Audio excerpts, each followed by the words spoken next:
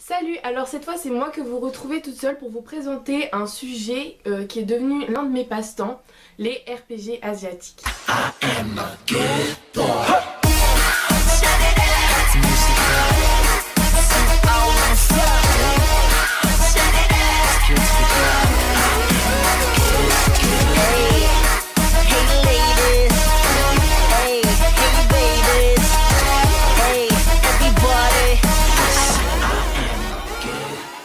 Donc pour ceux qui ne connaissent pas les RPG, je vous laisse aller voir dans la barre de description. Je vais vous mettre un lien où il y a une explication de RPG, enfin qu'est-ce qu'un RPG. Mais en gros, c'est une communauté sur les réseaux sociaux où tu incarnes une personnalité et où tu la fais vivre. C'est un peu comme les Sims mais avec des asiatiques et par écrit. Donc pour ma part, qu'est-ce que je pensais des RPG avant de commencer? Je pensais que c'était des communautés assez bizarres.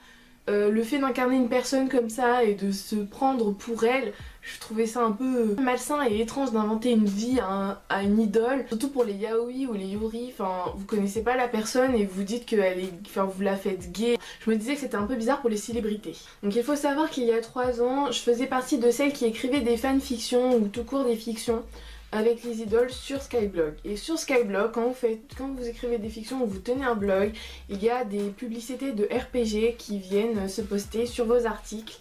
Donc moi je les voyais mais je les acceptais, je me dis ok je leur fais de la pub mais j'irai jamais là-dessus. Donc à cette période j'aimais beaucoup écrire et j'aime toujours ça. Donc un jour j'ai reçu une publicité pour un RPG à thème, donc Ange ou Démon RPG, je m'en souviens.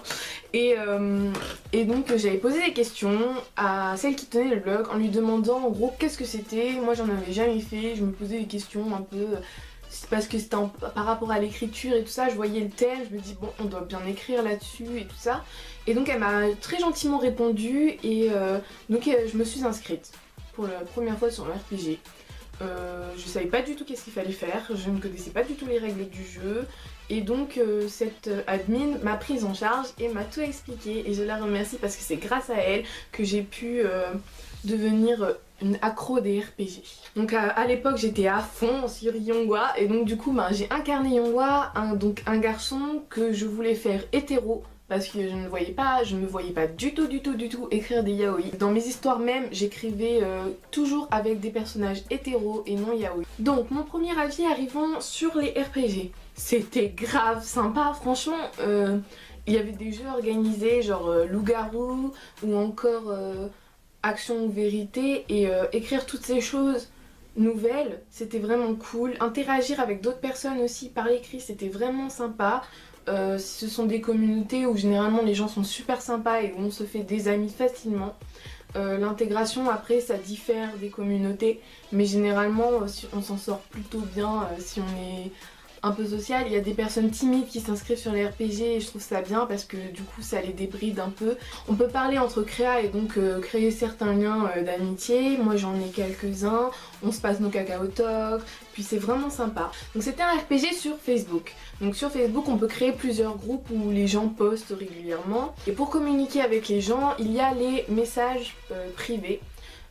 Donc tous les RP se passent là-dessus, on peut en écrire en publication par la suite en commentaire en suivant une publication où par exemple quelqu'un a posté je me pose sur un banc, je regarde le ciel éclairé, enfin bon bref voilà.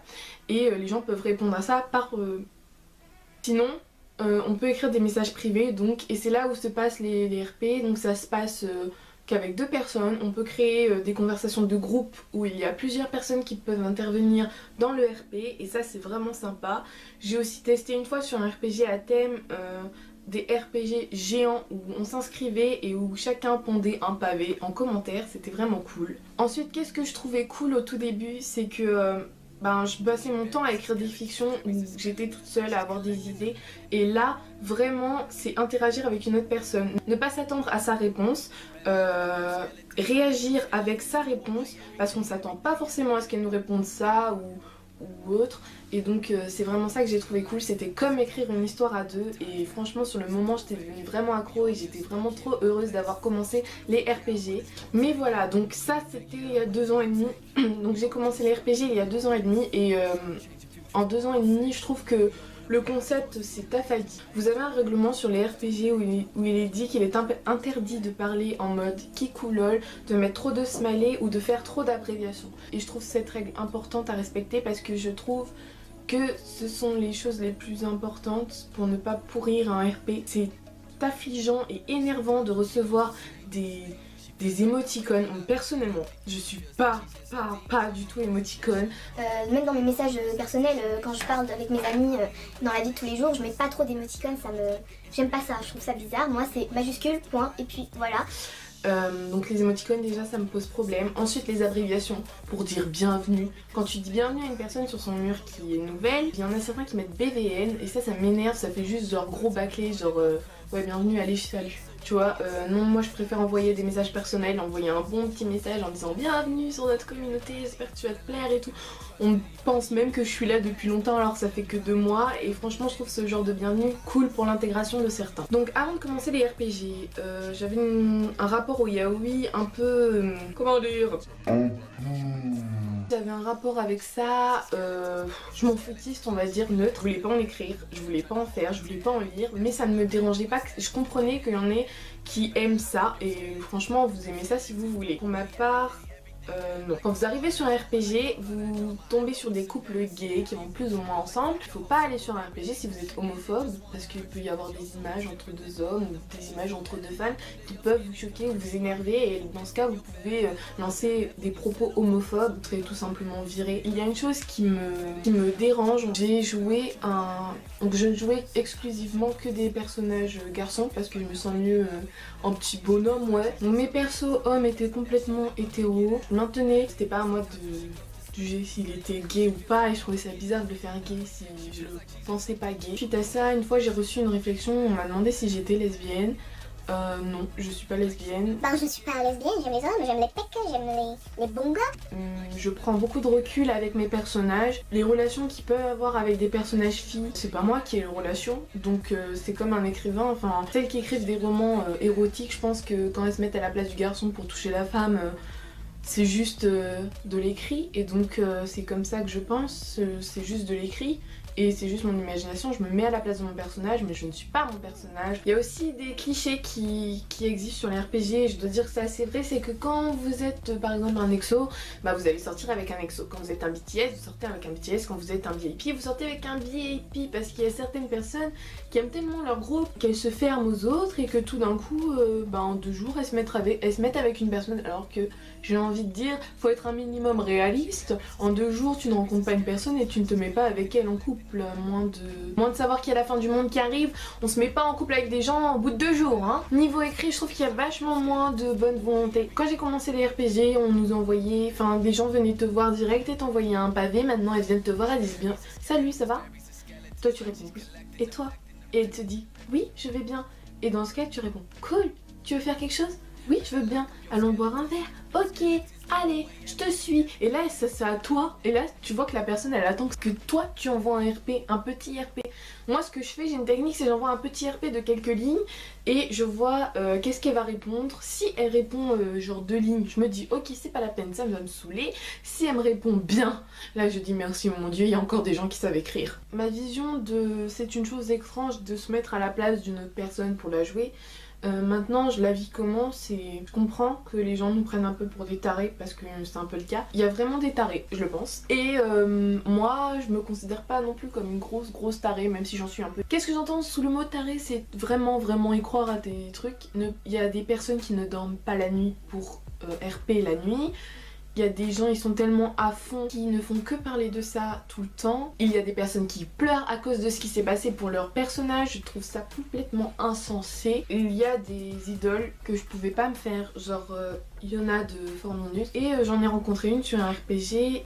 Elle était adorable, elle était cool, elle était sympa, elle RP super bien. Et j'ai commencé même à l'apprécier, même comme ça. Ça aide à apprécier certaines personnes. Il faut faire attention avec les RPG, c'est que ça influe un peu sur la vision que tu as des idoles. Donc moi personnellement j'ai 2 comptes actifs en ce moment.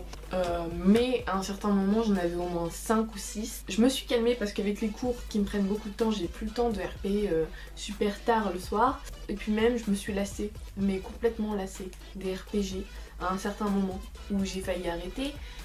Finalement je suis revenue parce que j'ai rencontré une fille dans ma classe l'année dernière qui en faisait aussi, donc c'est devenu un de nos sujets de conversation, puis on était sur le même, donc on est devenus un peu plus amis grâce à ça. Oui, mais donc du coup faut savoir que j'ai fait au moins 13, je crois que j'ai 13 comptes, j'ai dû créer 13 comptes pour les RPG sur Facebook, donc j'ai 13 adresses email vacantes comme ça, c'est sympa, et qui me servent surtout plus à rien, ça prend de la place. Enfin bref, donc pour récapituler, qu'est-ce que j'aime dans les RPG? Donc l'ambiance sympa avec les gens, d'écrire souvent des pavés, ça continue ma passion de l'écriture. Le fait de pouvoir faire des choses qu'on pourrait pas faire dans la vie réelle, ça m'occupe tout le temps.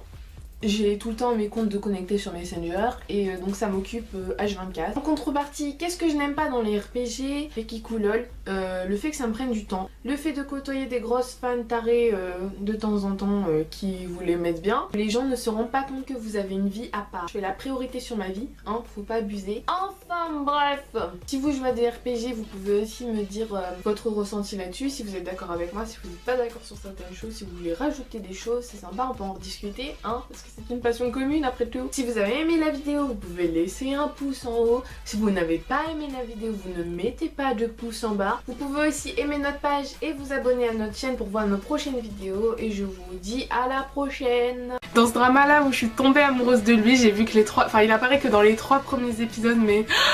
Et donc sinon je vous conseille The Moon That Embraces the Sun encore, parce qu'il faut le regarder ce drama.